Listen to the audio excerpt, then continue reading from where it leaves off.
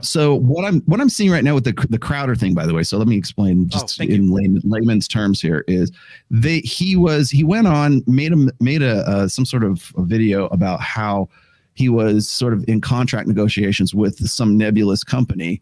I think a lot of people probably could figure it out by sort of the subtext of what he was talking about, but it happened to be Daily Wire. He didn't say Daily Wire, but it was revealed later on that I forget who Ben Shapiro's partner is in Daily Wire. That's Ben Shapiro's one main partner, and then there's the other guy. That dude comes out and says it was us.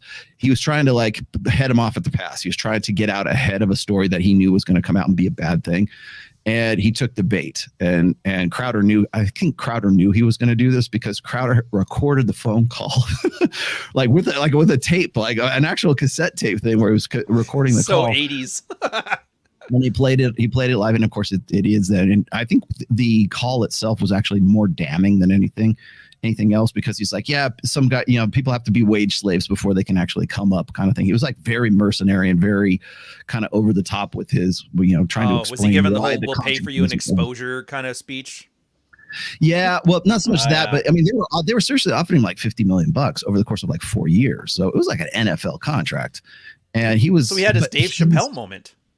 Yeah, but he was at good analysis. It was almost like a Dave Chappelle moment. And so they wanted him to sort of behave himself. You're going to get this amount of money over the course of 4 years. You can't say anything that's going to be inflammatory, that's going to get you kicked off of YouTube, because they knew, at least they knew this. They knew that the majority of his following is on YouTube. Now, he could go to Spotify. He could go to other things. He could do his own thing. He was on the Blaze for a while. I think he was like having some there's probably a reason why the Blaze didn't renew his contract or didn't want him as part, on the network anymore. But then he gets into negotiations with the Daily Wire, and now he comes up with a new term, which I really love, which is big conservatism. I love the double entendre with that one. Watch that term, because that'll be a big deal going forward, because people will be against big con just in the way that they're against big pharma, against big tech, against big whatever, because what I'm seeing right now is the larger these companies become, these aggregate companies I was talking about, like PragerU and Daily Wire and the rest, the larger they become, the more faceless they become, the more inhuman, the more concerned really with the content creators. And those content creators are dependent upon guys like you and me who are actually doing shit so that they can talk about shit, so that Daily Wire can say, hey, we got this guy who's really popular who talks about your shit. By the way, do you know who pioneered that marketing strategy? The Manosphere. Yeah, more or less. Cernovich and Tucker Max and what's his name? Ryan Holiday. They literally pioneered that. Like Perez Hilton, all those types. That's how they did it. And that's how mainstream media works. That's what I laugh. All these guys are on the outside, but they're doing the same thing. Ooh, that's a good observation. PragerU will be bought by DW. You think so? I don't know, man, because that would be. So there will become one big, like it'll end up becoming the Disney of lame conservatism. Well, certainly the Fox News, right? And I think a lot of people don't trust Fox. Fox News is dinosaur media. They're dying. They're not engagement media. Nobody cares like about the second coming or something. Yeah. Yeah. Okay. So Tucker Carlson. What's his name? Haney, what the heck was his name? Oh, then they got that Bill Maher guy. He's not Bill Maher. He's like the right side version. Bill Maher's HBO though. But but like the right version of him. Hotep was on his show once or twice. He has the panel thing where they make jokes. Yeah. So it's a panel thing, but again, those even shows like that, Dr. Phil being one as well. They're old 20th century media is what they are. They are not. Gutfield is one of Hannity. Hannity. Remember Hannity used to be Hannity and Combs?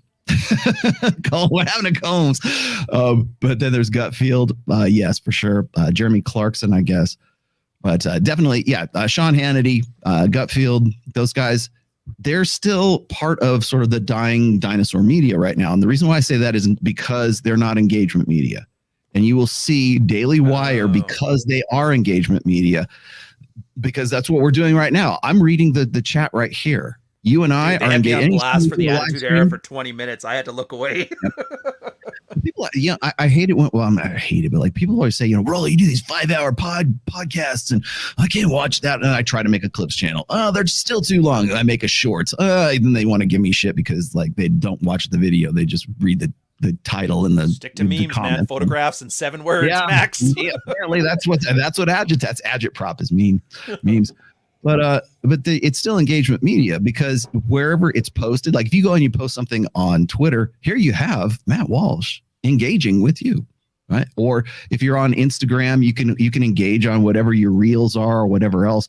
Now we do it here on YouTube because we're running a live stream and I watch the chat and I can say, okay, you can at least the people who are here who kept giving me lots of super chats and I promise we'll get to them. You can engage and at least the viewers can feel like they are in some way directing the course of the show, or like maybe we're going to talk about something here. In fact, we'll just do it here in just a second. But no other media does that. Not live, not on the fly. You want to know why Fresh and Fit are a big deal? Because it's engagement media. People want to talk about that. They want to talk shit about the girls that are on there. And you know what? If you got a 25 or above super chat, you can talk shit about whatever the hell you want to talk about. Ask us about the cuck article at any time. Ask us about the cuck article. Ask us, hey, talk shit about Destiny. Okay, well, you gave me $25. I guess I'm obliged to now. Yeah. Oh yeah, Hotep was doing that with me. It was like stern, man. What's this? You don't like Donovan? You don't like these guys? I'm like, no, you damn it. Why do you keep drawing this stuff out? And yeah, their audience was loving it.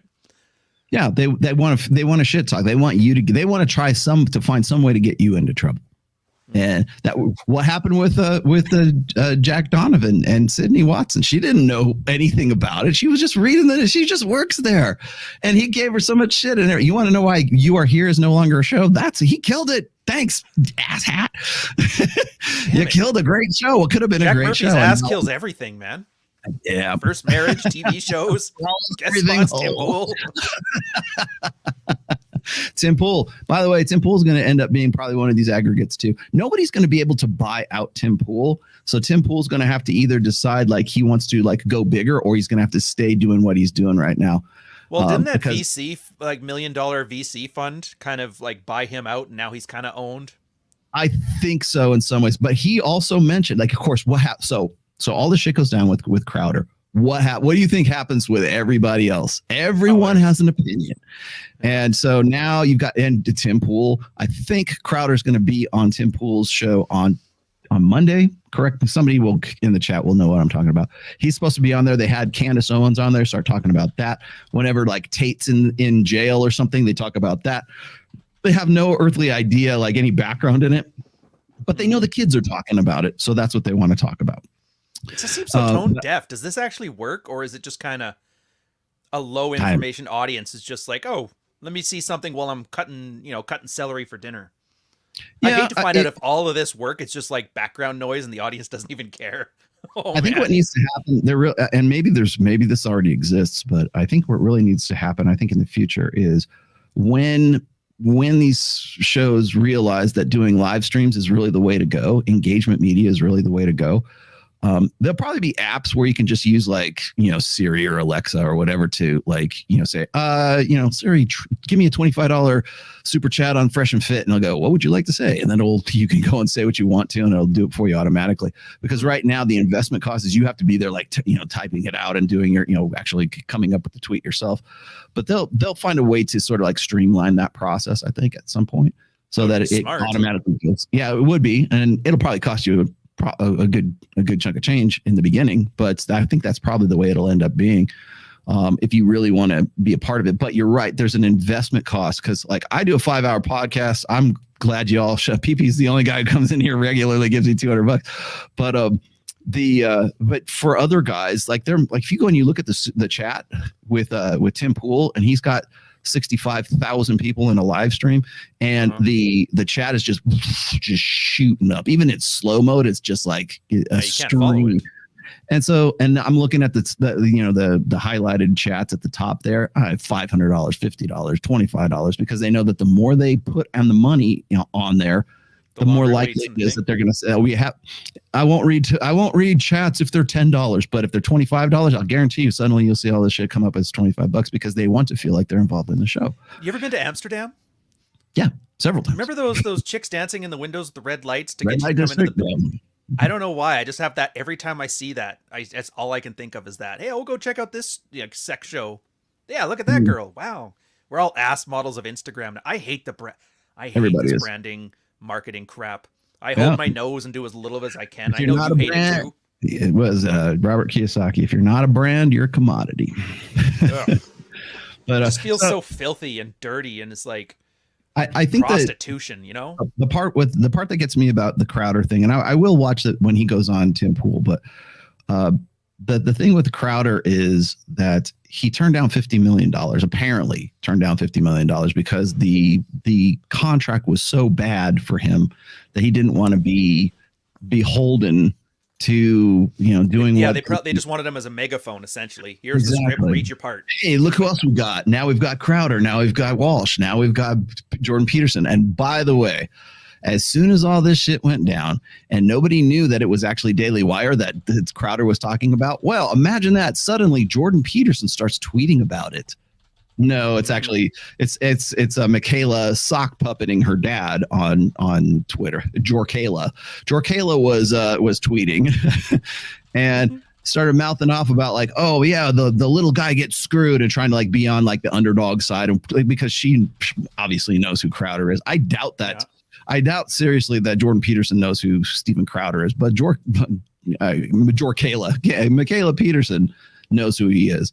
So she starts tweeting about it, not knowing that it's actually about Daily Wire, who her dad has had a license and a contract with for like probably over a year now, which is why, of course, he's in Nashville. She was in Nashville for a while trying to get a contract with the Daily Wire. That didn't work out. Now she's in Miami doing her thing.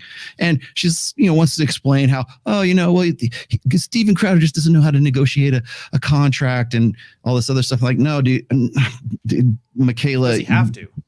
Yeah, exactly. It's like, just because your dad is your dad doesn't mean like you know what the fuck you're talking about when it comes to business negotiation and contract negotiation and all that shit.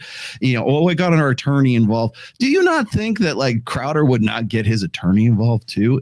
Or would he not even bother with it if it was such a shitty contract that he didn't want to have anything to do with it, to the tune of $50 million? No, he saw content. $50 million is in the background here going like, hey, this is what you phone call and contract with Steven Crowder's 2 brand new twins that he was showing off to the camera. At least that's not a person you're dehumanizing, so at least I can respect that. Well, Walsh can't say anything like all that inflammatory. I noticed that would get him kicked off of YouTube. I noticed the only thing he even said to shit on me, he just repeated back what I said and had an accusatory tone. There was nothing in there making fun of me, except for at the end where he didn't even say I must be a fatherless kid. He just kind of inferred it.